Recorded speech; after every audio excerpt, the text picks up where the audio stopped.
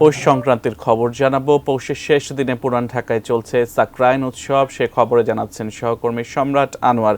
সম্রাট, সকাল থেকে আকাশে রং বেরঙের ঘুরে উঠছে, সন্ধ্যার পরে নিশ্চয়ই আলোক উৎসবও আছে, বিস্তারিত জানাবেন। একটা কথা দিয়ে শুরু করি, সেটা হচ্ছে বাঙালিরা নাকি সবসময় উৎসবে এগিয়ে থাকে এবং আমরা সেই বাঙালিদের মধ্যে দেখতে পারি যে পুরানো ঢাকার যারা অধিবাসী আছে তাদের উৎসব উদযাপনটা আরও বেশি চমকপ্রদ থাকে। এবং আজকে পৌষ সংক্রান্তির যে উৎসবটা তারা করছেন, প্রতিবার আমরা বলি যে সাকরাইন উৎসবের মধ্য দিয়ে তারা পৌষ মাসকে বিদায় জানায় এবং শেষ সূর্যাস্তটা এখন হচ্ছে, সেই সময়টিতে আমরা দাঁড়িয়ে আছি এবং দেখতেই পাচ্ছেন যে পুরনো ঢাকায় যে সাকরাইন উৎসবের যে জমজমাট আয়োজন সেটি আসলে কোন পর্যায়ে রয়েছে। পুরো আকাশ জুড়ে আমরা কিছুক্ষণ আগেও দেখেছি যে প্রচুর পরিমাণে এখানে একদম ঘুড়িতে ভরিয়ে গিয়েছিলেন তারা এবং ঘুড়ি উড়াচ্ছে এবং যে ঘুড়িকে যে কাটাকাটি খেলা সেটাও কিন্তু তারা চালাচ্ছিলেন এবং প্রত্যেকটা ভবনের ছাদ মানুষজনে পুরো ভরে গেছে। এবং শুধুমাত্র যে এইখানকার অধিবাসীরাই এখানে অংশ নিয়েছেন বিষয়টা তেমন না, এইখানকার পাশাপাশি আশপাশের এলাকার মানুষজন এখানে সমবেত হয়েছেন।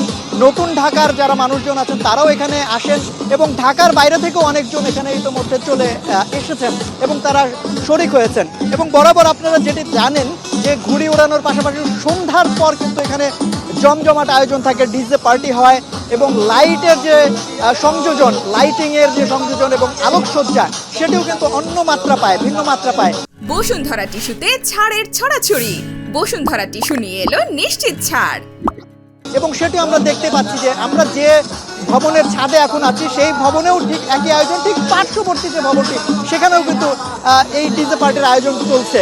এবং ঠিক এই একই রকম চিত্র আমরা আশপাশের যতগুলো ছাদ দেখা যাচ্ছে বেশিরভাগ ছাদে আমরা এরকম দেখতে পাচ্ছি যে এখনই যে সৌন্দর্য দেখতে পাচ্ছি এবং মানুষজনের যে আনাগোনা দেখতে পাচ্ছি সেটা হয়তো বা সন্ধ্যার পর আরও বহুমাত্রিক হবে। আমরা এখানে একটু কথা বলতে চাই, আমাদের সাথে যারা রয়েছেন তাদের সঙ্গে একটু কথা বলি যে তাদের আসলে উদযাপনটা কেমন হচ্ছেন এখানে। তারা প্রতিবার সাকরাইন উৎসবে যে আয়োজনটা করে, এইবারের আয়োজনটা আপনার কাছে কেমন? প্রত্যেক বছরের তুলনায় এবার আয়োজনটা খুবই কম, কারণ যেহেতু বাইরের এরিয়াগুলোতে সব অফ করে দেওয়া হয়েছে আর দুইটা ডেটে আমাদের অনুষ্ঠানটা হয় 14-15 তারিখ।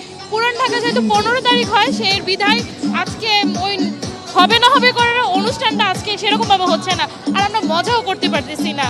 তারপরও যতটুকু আয়োজন হয়েছে এতে কি আপনারা সন্তুষ্ট একেবারেই না, নাকি কিছুটা কিছু?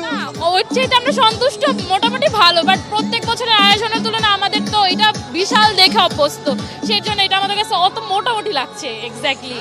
আরেকটা বিষয় একটু জানতে চাই যে এই ঘুড়ি উৎসবের ছাড়াও তো এই যে পিঠাপুলি বানানোর একটা আয়োজন নাকি থাকে, সেটা হয়েছে? হ্যাঁ, এটা হয়েছে। আমি নিজের হাতে পাটিসাপটা পিঠা, তারপর চালের পিঠা, পুলি পিঠা, বিভিন্ন ধরনের আদার্স যে পিঠাগুলো, এটা আমাদের প্রত্যেক বছরই হয়ে থাকে আয়োজনটা।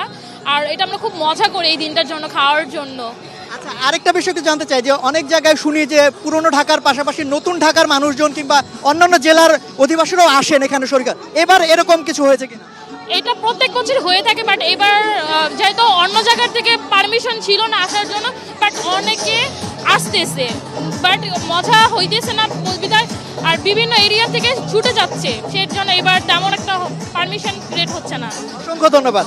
আসলে যেটি বলছিলেন যে বরাবর যে ধরনের আয়োজন এখানে হয়ে থাকে সেটি অনেক জমজমাট বেশি থাকে। এবার তুলনামূলক আয়োজনটা বলছিলেন যে 2 দিনের আয়োজনটা একদিনে তারা করছেন এবং স্বাভাবিকভাবে একদিন যদি আয়োজন হয় সেই আয়োজনটা আসলে সেই মাত্রাটা সেরকমভাবে থাকে না। তো এই আয়োজন এখন চলমান রয়েছে। সন্ধ্যার পর হয়তোবা আরও যখন আলোকসজ্জাটা আরও জমজমাট হবে তখন হয়তোবা আপনার মাধ্যমে হয়তোবা দর্শকদের আবার জানাতে পারবো, আরও বেশি দেখাতে পারবো।